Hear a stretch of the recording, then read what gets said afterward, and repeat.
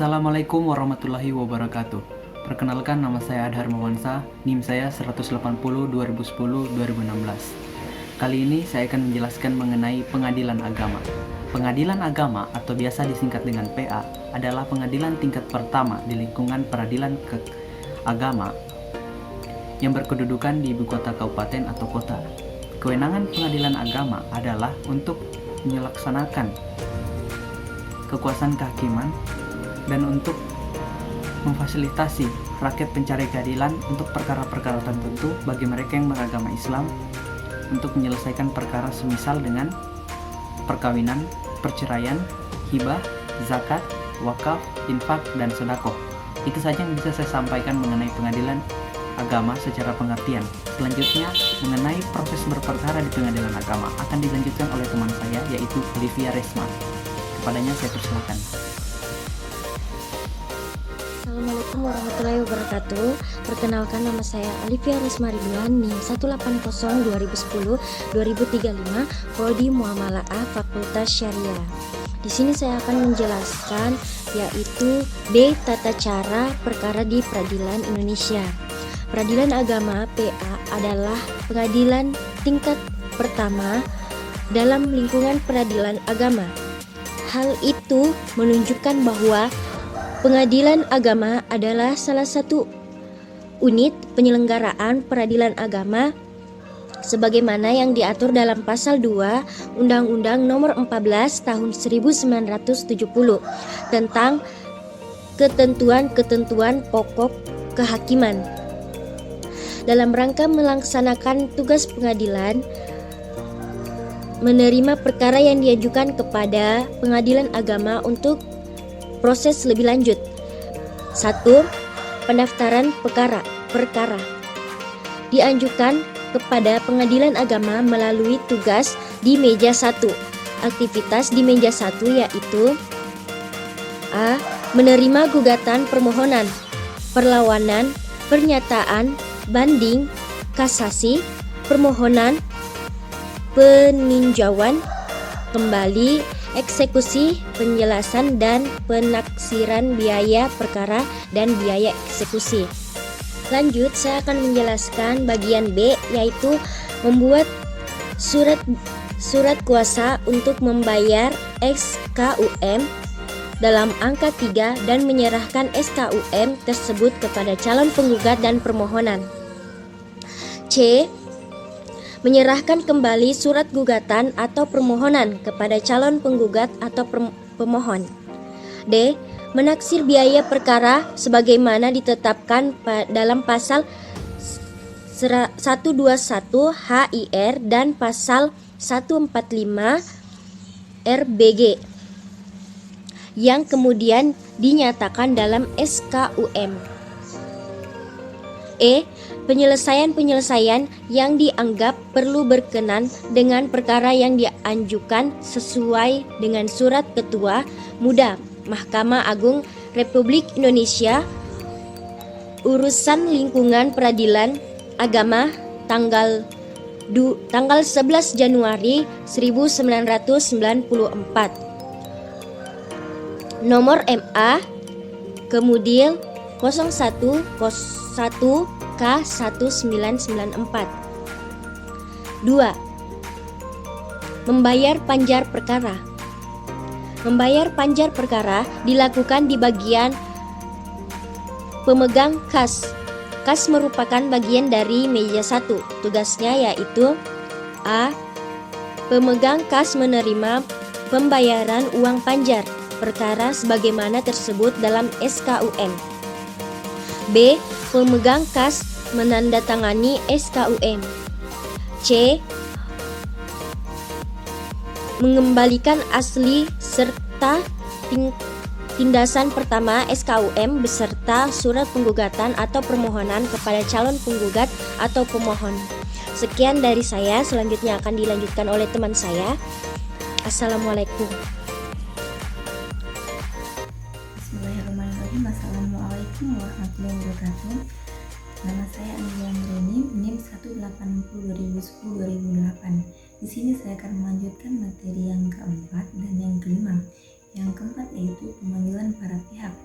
Mengenai pemanggilan pihak-pihak ada dua, yaitu menurut Undang-Undang Nomor 7 Tahun 1989 dan PP Nomor 9 Tahun 1975. Dan menurut HIR atau RBG Peradilan Umum, kami akan mengambil menurut HIR atau RBG Peradilan Umum dikarenakan lebih umum dan waktunya tidak terlalu jauh dengan tahun sekarang. Ketentuan pemanggilan menurut HIR atau RBG Peradilan Umum sebagai berikut.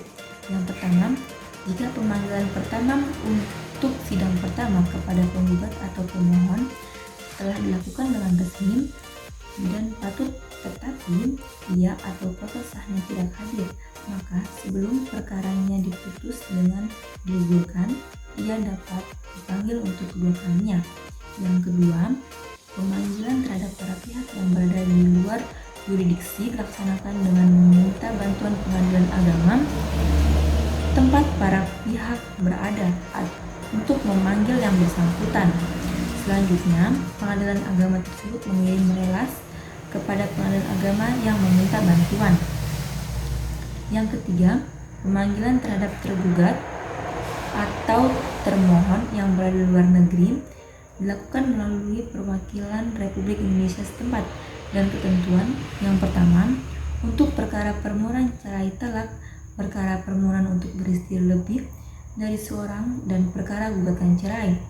Secepat-cepatnya sidang pertama adalah 6 bulan sejak perkara terdaftar di kepaniteraan pengadilan agama. Yang kedua, untuk perkara selainnya dengan memperhitungkan selambat-lambatnya panggilan sudah diterima dan memperhitungkan waktu yang dipanggil itu datang menghadap pengadilan agama yang bersangkutan.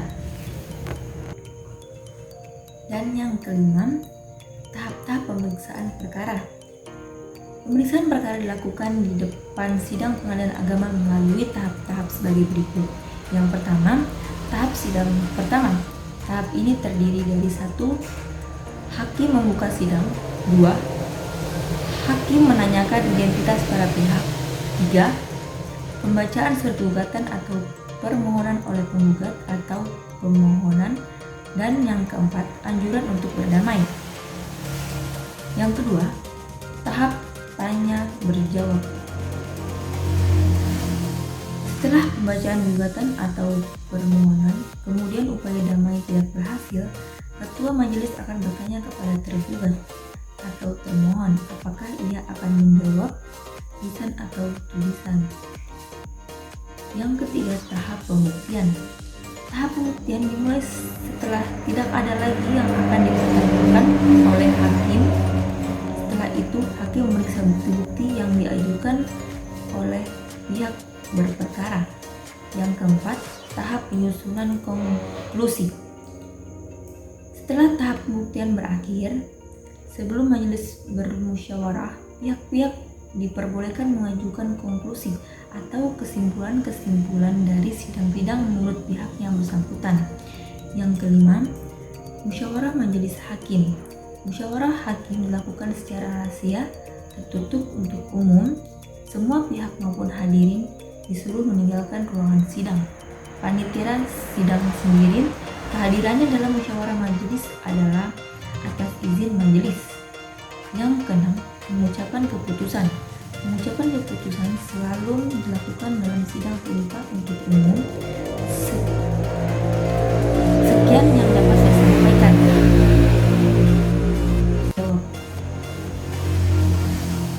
Setelah pembacaan gugatan atau permohonan, kemudian upaya damai tidak berhasil, ketua majelis akan bertanya kepada tergugat atau termohon apakah ia akan menjawab lisan atau tulisan. Yang ketiga, tahap pembuktian. Tahap pembuktian dimulai setelah tidak ada lagi yang akan dipertanyakan oleh hakim. Setelah itu, hakim memeriksa bukti-bukti yang diajukan oleh pihak berperkara. Yang keempat, tahap penyusunan konklusi.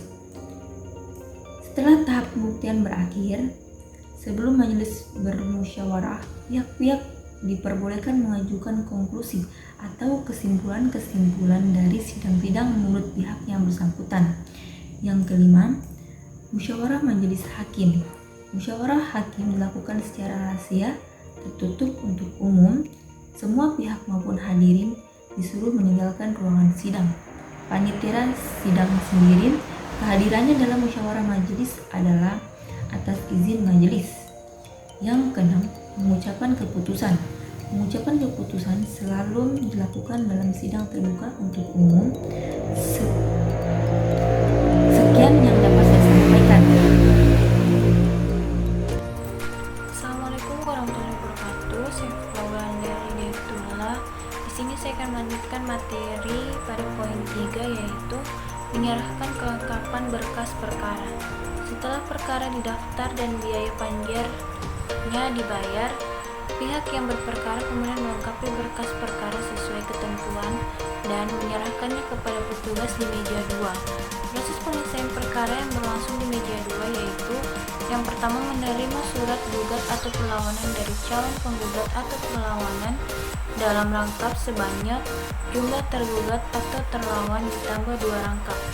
Yang kedua, menerima surat permohonan dari calon pemohon sekurang-kurangnya sebanyak 2 rangkap. Yang ketiga, menerima tindakan pertama SKUM dari calon penggugat atau lawan atau pemohon. Yang keempat, mendaftar atau mencatat surat gugatan atau permohonan dalam register yang bersangkutan serta memberi nomor register pada surat gugatan atau permohonan tersebut. Yang kelima, menyerahkan kembali 1 rangkap surat gugat atau permohon yang telah diberi nomor register kepada penggugat atau pemohon. Yang keenam, asli surat gugatan atau permohonan dimasukkan dalam sebuah map khusus dengan melampirkan tindasan pertama SKUM dan surat-suratnya yang berhubungan dengan gugatan atau permohonan untuk disampaikan kepada wakil panitera.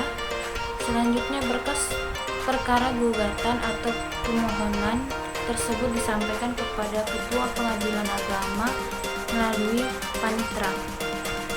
Yang ketujuh, mendaftar atau mencatat putusan Pengadilan Agama atau Pengadilan Tinggi Agama atau Mahkamah Agung dalam buku register yang bersangkutan. Alur yang digunakan surat gugatan atau permohonan setelah diterima oleh sub kepanitraan permohonan atau gugatan meja 2 hingga disidangkan oleh Pengadilan Agama, yaitu yang pertama, sub kepanitraan permohonan atau gugatan mempelajari kelengkapan persyaratan dan mencatat semua data-data perkara dalam buku penerimaan perkara. Berkas tersebut kemudian disampaikan kepada panitera dengan melampirkan semua formulir yang berhubungan dengan pemeriksaan perkara.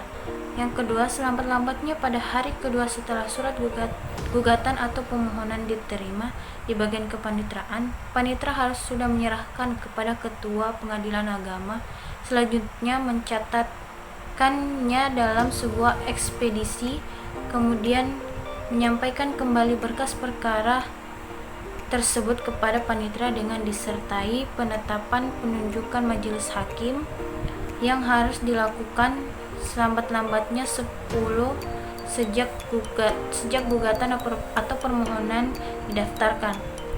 Yang ketiga, panitera menyerahkan berkas perkara yang diterima dari ketua atau wakil ketua Pengadilan Agama kepada majelis atau hakim yang ditunjuk berdasarkan penunjukan majelis hakim. Selanjutnya, panitera menunjuk seorang atau lebih panitera pengganti untuk diperbantukan kepada majelis atau hakim yang bersangkutan. Dan yang keempat, setelah majelis atau hakim menerima berkas perkara dari ketua atau wakil ketua tersebut, kemudian ketua majelis atau hakim membuat penetapan hari sidang. Mungkin itu saja yang dapat saya sampaikan. Jika ada salah-salah kata mohon dimaafkan. Selanjutnya akan dilanjutkan kepada pemateri selanjutnya. Assalamualaikum warahmatullahi wabarakatuh. Perkenalkan, nama saya Meisha, NIM 180-2010-2037. Saya dari kelas Muamalah A. Baik, di sini saya akan menjelaskan tentang eksekusi. Menurut Undang-Undang Nomor 7 Pasal 1989, Peradilan Agama sudah menetapkan melaksanakan secara paksa eksekusi atau putusan penetapannya sendiri. termaksud dapat melaksanakan segala macam bentuk sita beslak yang diperlukan. Hal-hal yang diperlukan dalam masalah eksekusi yaitu 1. Diklub putusan yang dapat dieksekusi hanyalah yang bersifat condemnator, artinya